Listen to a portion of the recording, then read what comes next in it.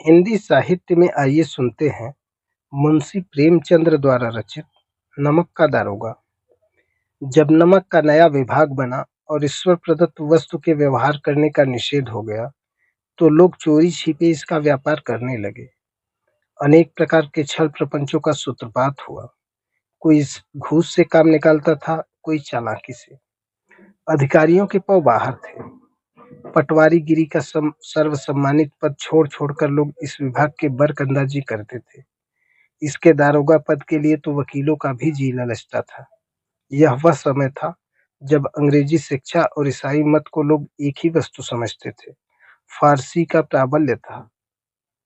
प्रेम की कथाएं और श्रृंगार रस के काव्य पढ़कर फारसीदा लोग सर्वोच्च पदों पर नियुक्त हो जाया करते थे।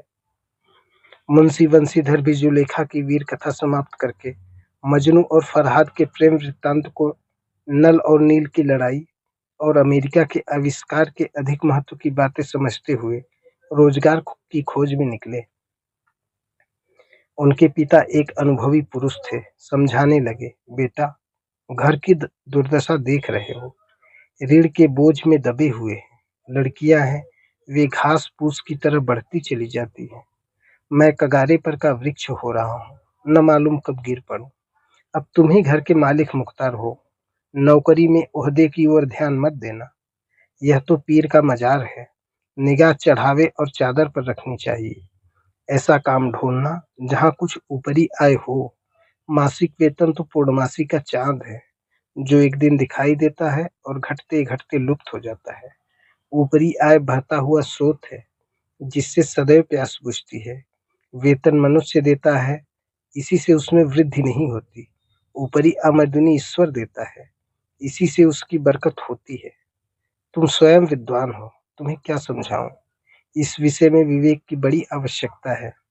मनुष्य को देखो, उसकी आवश्यकता को देखो और अवसर को देखो। उसके उपरांत जो उचित समझो करो। गरज वाले आदमी के साथ कठोरता करने में लाभ ही लाभ है, लेकिन बेगरज को दांव पर पाना जरा कठिन है। इन बातों को निगाह में बांध लो, यह मेरी जन्म भर की कमाई है। इस उपदेश के बाद पिताजी ने आशीर्वाद दिया। वंशीधर आज्ञाकारी पुत्र थे। ये बातें ध्यान से सुनी और तब घर से चल खड़े हुए। इस विस्तृत संसार में उनके लिए धैर्य अपना मित्र, बुद्धि अपनी पथ प्रदर्शक और आत्मावलंबन ही अपना सहायक था। लेकिन अच्छे शगुन से चले थे। जाते ही जाते नमक विभाग के दारोगा पद पर प्रतिष्ठित हो गए। वेतन अच्छा और ऊपरी आय का तो ठिकाना ही न था। वृद्ध मुंशी जी को सुख संवाद मिला तो फूले न समाये। महाजन कुछ नर्म पड़े। कलवार की आशालता लहलहाई। पड़ोसियों के हृदय में शूल उठने लगे। जाड़े के दिन थे और रात का समय। नमक के सिपाही चौकीदार नशे में मस्त थे। मुंशी बंशीधर को यहाँ आए अभी 6 महीनों से अधिक न हुए थे, लेकिन इस थोड़े समय में ही इन्होंने अपनी कार्यकुशलता और उत्तम आचार से अफसरों को मोहित कर लिया था। अफसर लोग उन पर बहुत विश्वास करने लगे। नमक के दफ्तर से जब 1 मील पूर्व की ओर जमुना बहती थी, उस पर नावों का एक पुल बना हुआ था। दारोगा जी किवाड़ बंद कर मीठी नींद सो रहे थे। अचानक आंख खुली तो नदी के प्रवाह की जगह गाड़ियों की गड़गड़ाहट तथा मल्लाहों का कोलाहल सुनाई दिया।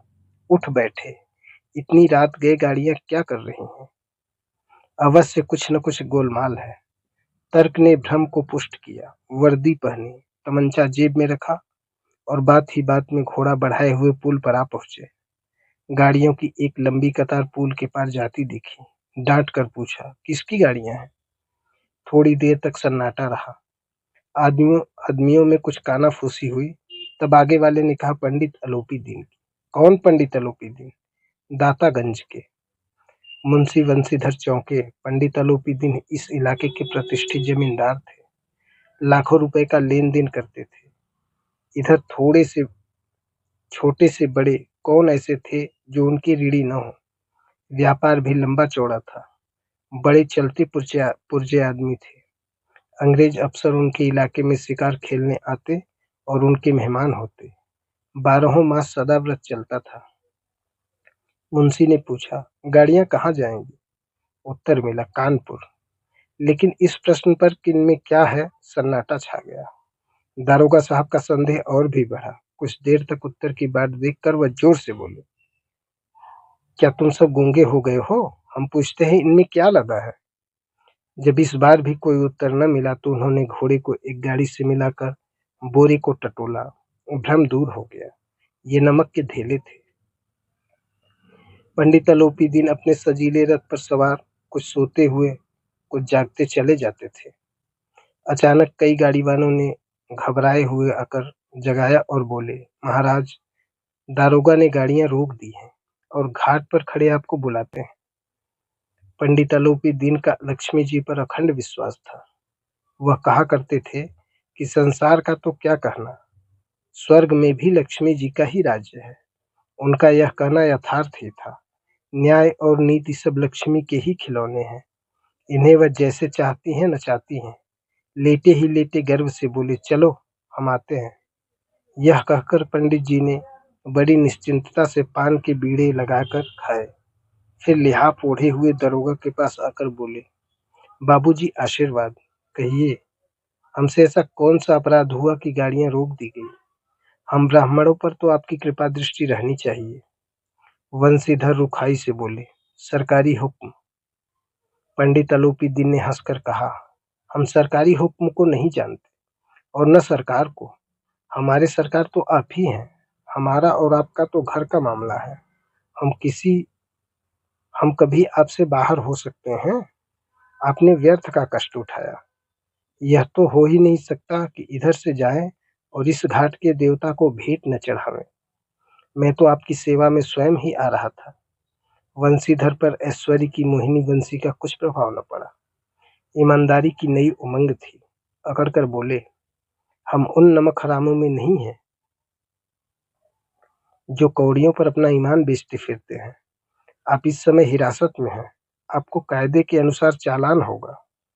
बस मुझे अधिक बातों की फुर्सत नहीं है। जमादार बदलू सिंह, तुम इन्हें हिरासत में ले चलो, मैं हुक्म देता हूँ। पंडित अलोपी दिन स्तंभित हो गए। गाड़ी वानों में हलचल मच गई। पंडित जी के जीवन में कदाचित यह पहला ही अवसर था कि पंडित को ऐसी कठोर बातें सुननी पड़ी। बदलू सिंह आगे बढ़ा, किंतु रोब के मारे यह साहस न हुआ कि उनका हाथ पकड़ सके। पंडित जी ने धर्म को धन का ऐसा निरादर करते कभी न देखा था। विचार किया कि यह अभी उदंड लड़का है, माया मोह के जाल में कभी नहीं पड़ा, अल्हड़ है, झिझकता है। बहुत दीन भाव से बोले, बाबू साहब, ऐसा न कीजिए, हम मिट जाएंगे, इज्जत धूल में मिल जाएगी। हमारा अपमान करने से आपके हाथ क्या आएगा? हम किसी तरह आपसे बाहर थोड़ी ही हैं। वंशीधर ने कठोर स्वर में कहा, हम ऐसी बातें नहीं सुनना चाहते। आलोपी दिन ने जिस सहारे को चट्टान समझ रखा था, वह पैरों के नीचे से खिसकता हुआ मालूम हुआ। स्वाभिमान और धन ऐश्वर्य की कड़ी चोट लगी, किंतु अभी तक धन की सांख्यिकी शक्ति का पूरा भरोसा था। अपने मुख्तार से बोले, लाला जी, 1000 के नोट बाबू साहब को भेंट करो। आप इस समय भूखे सिंह हो रहे हैं। वंशीधर ने गर्म होकर कहा, 1000 नहीं, 1,00,000 भी मुझे सच्चे मार्ग से नहीं हटा सकते। धर्म की इस बुद्धिहीन दृढ़ता और देव दुर्लभ त्याग पर मन बहुत झुंझलाया। अब दोनों शक्तियों में संग्राम होने लगा। धन ने उछल उछल कर आक्रमण करने शुरू किए। 1 से 5, 5 से 10, 10 से 15 और 15 से 20,000 तक नौबत पहुंची। किंतु धर्म अलौकिक वीरता के साथ बहुसंख्यक सेना के सम्मुख अकेला पर्वत की भांति अटल और अविचलित खड़ा रहा। आलोपी दिन निराश होकर बोले, अब इससे अधिक मेरा साहस नहीं, आगे आपको अधिकार है। वंशीधर ने अपने जमादार को ललकारा। बदलू सिंह मन में दरोगा जी को गालियां देता हुआ पंडित आलोपी दिन की ओर बढ़ा। पंडित जी घबरा कर 2-3 कदम पीछे हट गए। अत्यंत दीनता से बोले, बाबू साहब, ईश्वर के लिए मुझ पर दया कीजिए। मैं 25,000 पर निपटारा करने को तैयार हूँ। असंभव बात है। 30,000 पर किसी तरह भी संभव नहीं। क्या 40,000 पर भी नहीं? 40,000 नहीं, 40 लाख पर भी असंभव है। बदलू सिंह, इस आदमी को हिरासत में ले लो। अब मैं एक शब्द भी नहीं सुनना चाहता। धर्म ने धन को पैरों तले कुचल डाला। आलोपी दीन ने एक हृष्ट-पुष्ट मनुष्य को हथकड़ियाँ लिए हुए अपनी तरफ आते देखा तो चारों ओर निराश और कातर दृष्टि से देखने लगे।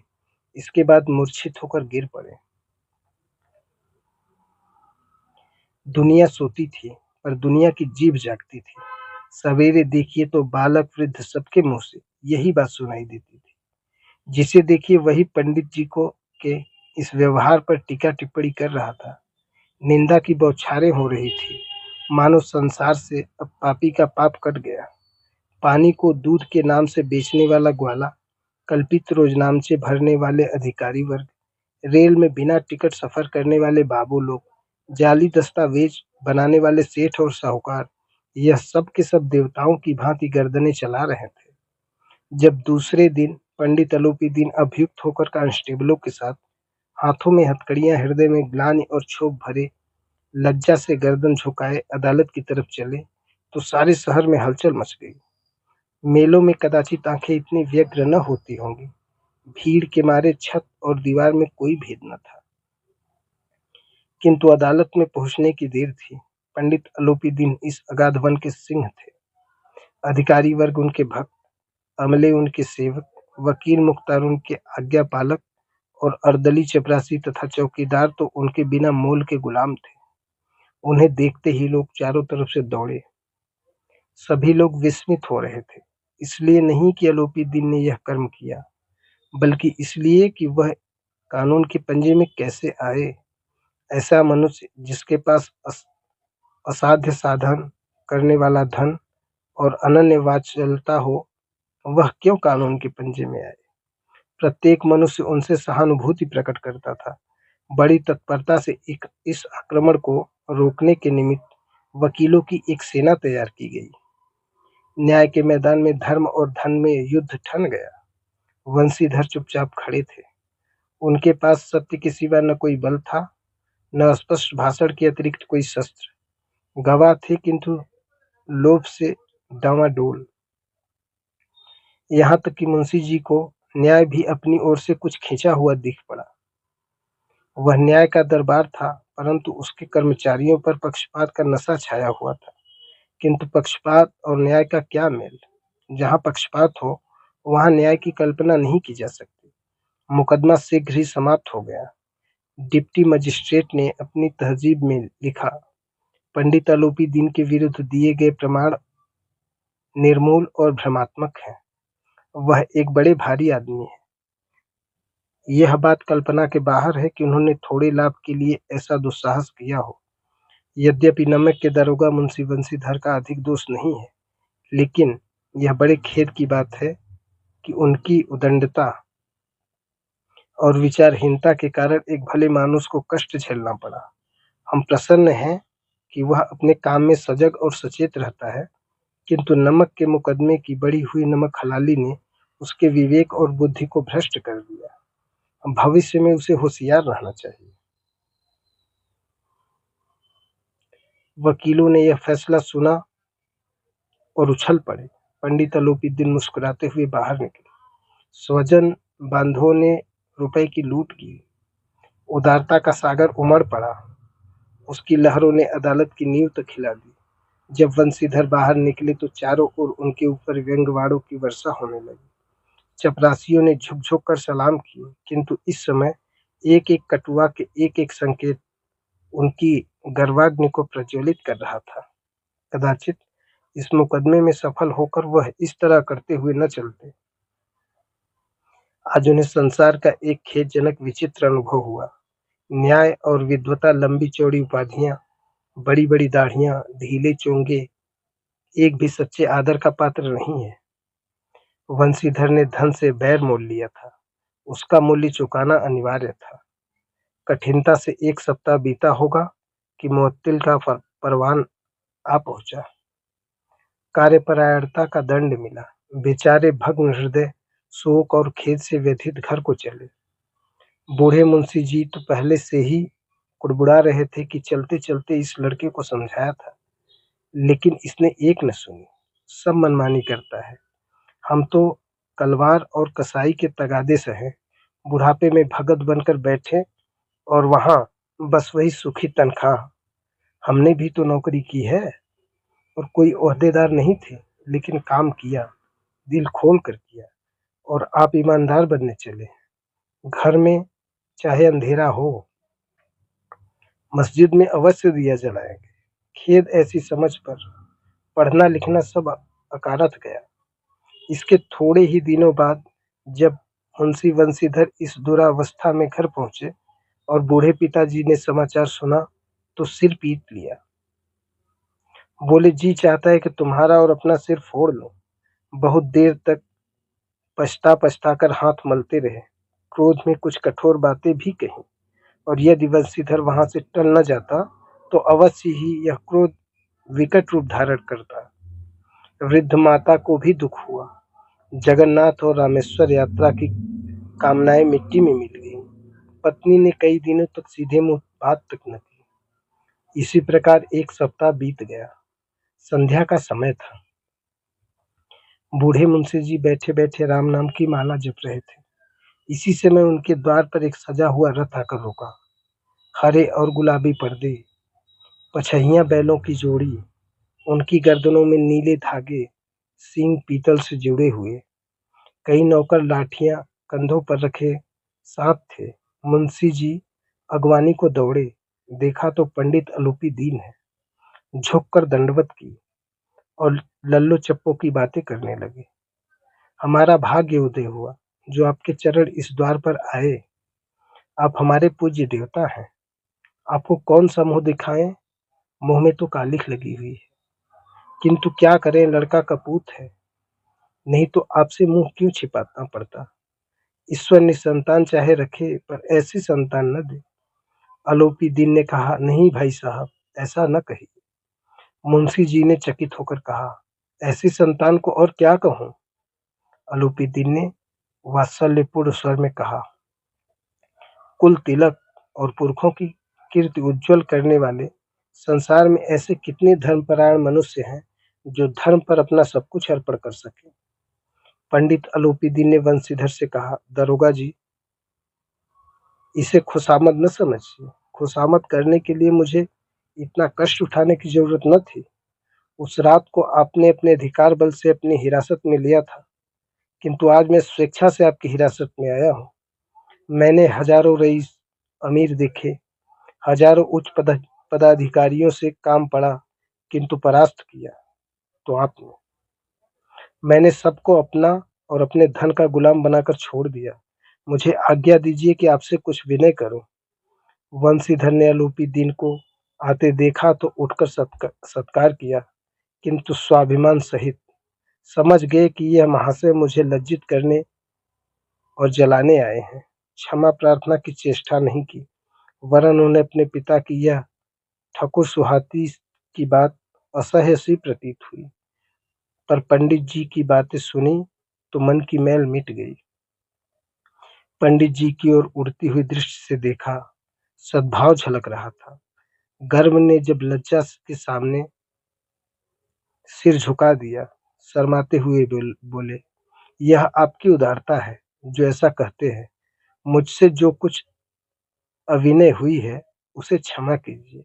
मैं धर्म की बेड़ी में जकड़ा हुआ था, नहीं तो वैसे मैं आपका दास हूँ। जो आज्ञा होगी वह सिर माथे पर। आलोपी दीन ने विनीत भाव से कहा, नदी तट पर आपने मेरी प्रार्थना नहीं स्वीकार की थी, किंतु आज स्वीकार करनी पड़ेगी। वंशीधर बोले, मैं किस योग्य हूँ, किंतु जो कुछ सेवा मुझसे हो सकती है उसमें त्रुटि न होगी। आलोपी दीन एक स्टाम्प लगा हुआ पत्र निकाला और उसे वंशीधर के सामने रखकर बोले, इस पद को स्वीकार कीजिए और अपने हस्ताक्षर कर दीजिए। मैं ब्राह्मण हूँ। जब तक यह सवाल पूरा न कीजिएगा द्वार से न हटूंगा। मुंशी बंशीधर ने उस कागज को पढ़ा तो कृतज्ञता से आंखों में आंसू भर आए। पंडित आलोपी दीन ने उनको अपनी सारी जायदाद का स्थायी मैनेजर नियुक्त किया था। 6,000 वार्षिक वेतन के अतिरिक्त रोजाना खर्च अलग, सवारी के लिए घोड़ा, रहने के लिए बंगला, नौकर चाकर मुफ्त। कंपित स्वर में बोले, पंडित जी, मुझ में इतनी सामर्थ्य नहीं है कि आपकी उदारता की प्रशंसा कर सकूं, किंतु ऐसे उच्च पद के योग्य मैं नहीं हूं। आलोपी दिन हंस हंस कर